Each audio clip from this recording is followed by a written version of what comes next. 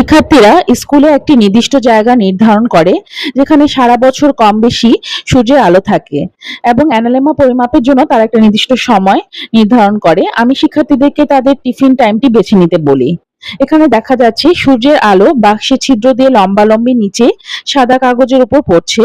শিক্ষার্থীরা সেই বিন্দুটি চিহ্নিত করে রাখছে এবং বছর জুড়ে ঠিক একই স্থানে একই সময়ে যদি তারা সূর্যের আলো পর্যবেক্ষণ করতে পারে তাহলে তারা অ্যানালেমা আকৃতি, যেটা বাংলায় 4 কিংবা ইংরেজি 8 এর মতো, তা পাবে।